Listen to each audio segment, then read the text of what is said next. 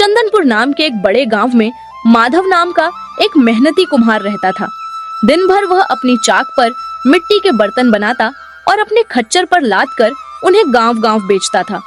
एक दोपहर कड़ी धूप में बर्तन बेचकर लौटते समय माधव की नजर गांव के सबसे अमीर और लालची व्यक्ति जमींदार ठाकुर गजेंद्र सिंह की शानदार हवेली के बाहर खड़े एक विशाल बरगद के पेड़ पर पड़ी। पेड़ की घनी और ठंडी छांव देखकर थके हारे माधव का मन ललचा गया। पसीने से तरबतर माधव ने सोचा कि थोड़ी देर यहीं सुस्ता लेना चाहिए। जैसे ही वह उस बरगद की ठंडी हवा के झोंकों के बीच लेटा, उसे गहरी नींद आ गई और वह जोर-जोर से खर्राटे लेने लगा। तभी ठाकुर गजेंद्र सिंह अपनी हवेली से बाहर आया और एक मामूली कुम्हार को अपने पेड़ के नीचे चैन से सोता देख गुस्से से आग बबूला हो गया। उसने अपनी छड़ी से माधव को जोर से एक प्रहार किया।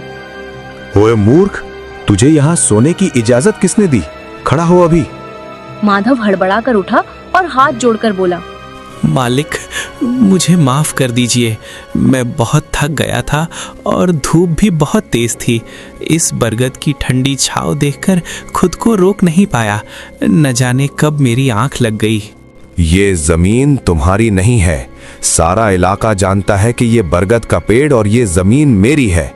मैं यहाँ किसी ऐरे गैरे को रुकने की इजाजत नहीं दे सकता।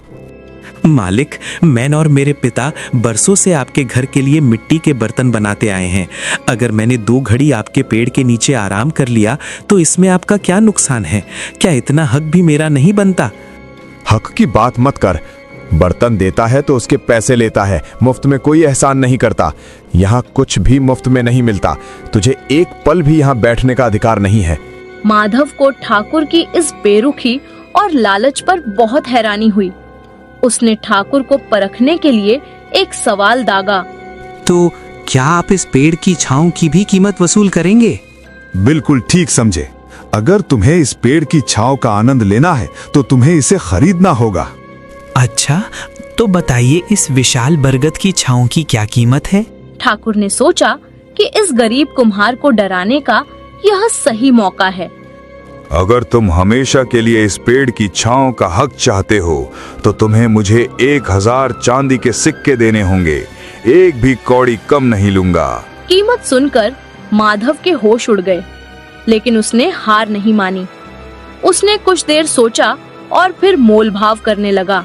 मालिक, ये तो बहुत ज्यादा है। मैं इस छांव के बदले आपको ज्यादा से ज्यादा 200 चांदी के सिक्के दे सकता हूँ। देख भाई, 200 सिक्के तो बहुत कम है। इतना विशाल बरगद, इतनी ठंडी छांव, तुझे पूरे चंदनपुर में ऐसा आराम नहीं मिलेगा। मालिक, छांव ही तो है, कोई आपकी हवेली तो नहीं मांग रहा। मैं 500 चांदी के सिक्के से एक ढेला ज्यादा नहीं दूंगा।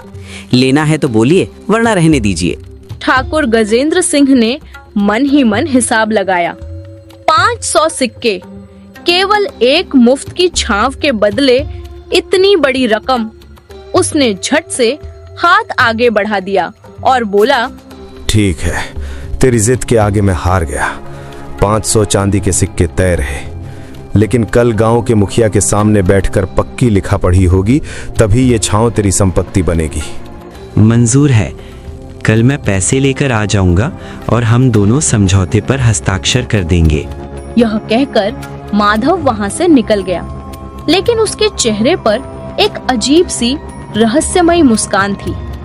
दूसरी तरफ ठाकुर अपनी इस जीत पर फूला नहीं समा रहा था। क्या बेवकूफ आदमी है, छांव खरीदी है। छांव की भी भला कोई कीमत होती है? इन 500 सिक्कों से तो मैं एक नया घोड़ा खरीद लूंगा। ठाकुर को लग रहा था कि उसने कुम्हार को बुरी तरह ठग लिया है, पर माधव के दिमाग में कुछ और ही चल रहा था। घर पहुंचते ही उसने अपना खच्चर बांधा और सीधा अपनी पत्नी राधा के पास गया। सुनो, अपने वो चांदी के कंगन और पायल निकालो। मुझे उन्हें गिरवी रखकर साहूकार से कुछ बड़ी रकम उधार लेनी है। गहने गिरवी? अचानक इतनी बड़ी रकम की क्या जरूरत आ पड़ी? क्या किसी मुसीबत में फंस गए हो?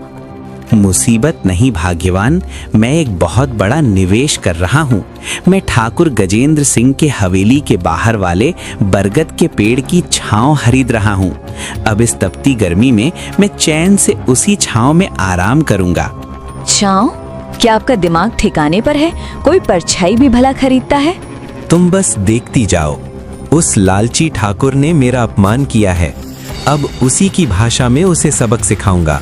तुम बस गहने दे दो, बाकी मुझ पर छोड़ दो। क्या कह रहे हो? छांव खरीदने के लिए गहने गिरवी रखोगे?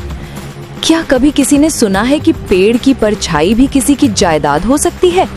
ये बेवकूफी मत करो, हम अपने गहनों से भी हाथ धो बैठेंगे। तुम शांत रहो, मेरी सलाह मानो, तुम मुझ पर भरोसा रखो। मैं जो कर रहा हूँ सोच समझ कर रहा हूँ। मैं 10 साल बर्तन बेचकर भी उतनी रकम नहीं कमा पाऊंगा जितनी इस पेड़ की छांव से अगले 6 महीनों में निकाल लूंगा। मैं जल्द ही तुम्हारे सारे गहने छुड़ा लाऊंगा। राधा समझ गई कि उसका पति टस से मस होने वाला नहीं है। उसने भारी मन से गहनों की पोटली निकाली और माधव के हवाले कर दी। माधव तुरंत गांव के साहूकार के पास पहुंचा और गहने गिरवी रखकर 500 चांदी के सिक्के ले आया। अगले दिन तय समय पर माधव सिक्कों की खनकती हुई थैली लेकर मुखिया के घर पहुंचा। ठाकुर अपनी मूंछों पर ताव देता हुआ पहले से ही वहां विराजमान था। देखिए मुखिया जी, आज के जमाने में ऐसे दानवीर ग्राहक कहाँ मिलते हैं। ये अपनी मर्जी से मेरे पेड़ की छांव खरीद रहा है। माधव, क्या तुम होशो हवास में यह सौदा कर रहे हो? तुम जानते हो ना कि तुम क्या खरीद रहे हो? हाँ मुखिया जी, मैं पूरी तरह होश में हूँ। आप बस कागज तैयार कीजिए। मैं 500 चांदी के सिक्के देने को तैयार हूँ, लेकिन शर्त यही है कि उस पेड़ की छांव जहाँ जहाँ जाएगी वहाँ मेरा पूरा अधिकार होगा।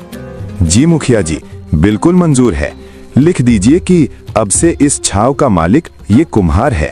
यह तय हुआ है कि ठाकुर गजेंद्र सिंह अपने बरगद के पेड़ की छांव 500 चांदी के सिक्कों में कुम्हार माधव को बेच रहे हैं। शर्त यह है कि जो भी इस समझौते को तोड़ेगा उसे दूसरे पक्ष को 1000 चांदी के सिक्के जुर्माने के तौर पर देने होंगे। क्या दोनों को मंजूर है? जी मुखिया जी, बिल्कुल मंजूर है। लिख दीजिए कि अब से इस छांव का मालिक ये कुम्हार है। ठाकुर ने झट से दस्तखत किए और माधव ने अपने अंगूठे का निशान लगा दिया। जैसे ही माधव ने सिक्कों की थैली ठाकुर को थमाई, वहाँ खड़े लोग फुसफुसाने लगे। ठाकुर मन ही मन बहुत खुश था, पर उसे जरा भी अंदाजा नहीं था कि असली खेल तो अब शुरू होने वाला था। अगले दिन से माधव ने अपनी नई संपत्ति का भरपूर आनंद लेना शुरू किया। दोपहर होते ही वह अपनी बर्तन बनाने वाली चाक, गीली मिट्टी और अपने खच्चर को लेकर बरगद के नीचे पहुंच जाता। खच्चर जोर जोर से हिनहिनाता और चाक की घर घर की आवाज से पूरा मोहल्ला गूंज उठता। ठाकुर ने अपनी हवेली की खिड़की से झांका और झल्ला उठा। ए माधव, ये क्या तमाशा है? इस खच्चर को यहाँ क्यों बांध रखा है? और ये मिट्टी का कीचड़, मेरी दोपहर की नींद हराम कर दी इसने। मालिक, अब ये छांव मेरी है। मैं यहाँ सोऊं, अपनी चाक चलाऊं या अपने खच्चर को सुलाऊं, इससे आपको क्या? मैंने इसके लिए पूरे 500 सिक्के चुकाए हैं। ठाकुर कुढ़कर रह गया, लेकिन परेशानी तो तब बढ़ी जब सूरज ढलने लगा। जैसे जैसे सूरज पश्चिम की ओर झुकता, बरगद की लंबी परछाई ठाकुर की हवेली के आंगन और दीवारों के अंदर तक पड़ने लगती। नियम के मुताबिक माधव अपनी चाक और खच्चर को घसीटते हुए ठाकुर के आंगन के एकदम बीचों बीच आकर बैठ गया। अजी सुनते हो? देखो, ये कुम्हार तो हमारे आंगन में आ घुसा है और इसका खच्चर तो बदबू और शोर से जीना मुहाल किए हुए हैं। कुछ कहते क्यों नहीं इसे? ओ भाई माधव, आंगन से बाहर निकल, मेरे घर के अंदर कैसे आ गया? मालिक, गलती मेरी नहीं, सूरज देवता की है। छांव आपके आंगन में जा रही है तो मुझे भी अपनी संपत्ति के पीछे पीछे जाना पड़ेगा। समझौते में लिखा है ना, जहाँ छांव वहाँ मैं। माधव ने अपनी चाक अब ठीक ठाकुर के दरवाजे के सामने लगा ली थी। गांव के लोग और बच्चे वहां तमाशा देखने के लिए जमघट लगाए रहते। अजी सुनते हो? अब तो घर में बात करना भी मुश्किल हो गया है। धीरे बोलिए, वरना वो बाहर बैठा कुम्हार हमारी एक एक बात सुन लेगा। हे माधव, ये क्या बदतमीजी है? क्या अब तुम मेरी हवेली पर कब्जा करने का इरादा रखते हो? अरे मालिक, आप तो बेकार में गुस्सा कर रहे हैं। मैं भला आपकी हवेली पर क्यों कब्जा करूंगा? मैं तो बस अपनी छांव के पीछे पीछे चलता हूँ। मैं वादे का पक्का हूँ। ठाकुर बेबस होकर चुप हो गया, पर उसका दिल बेचैन रहने लगा। फिर अचानक एक दिन चमत्कार हुआ। माधव गायब हो गया। वह कई दिनों तक हवेली के पास नहीं दिखा। ठाकुर ने राहत की सांस ली। लगता है भगवान ने मेरी सुन ली। वो मूर्ख कुम्हार कहीं भाग गया या थक हार कर बैठ गया। चलो, मुसीबत टली।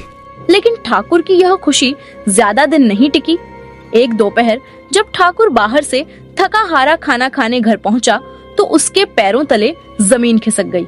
वहां न केवल माधव था, बल्कि पूरा चिड़ियाघर जमा था। हवेली के आंगन में अब जानवरों का एक बड़ा मेला लगा था। गांव के आवारा सुअर, मुर्गियां और 2-4 गधे वहां बंधे थे, जिनकी आवाजों ने हवेली का माहौल बिगाड़ रखा था।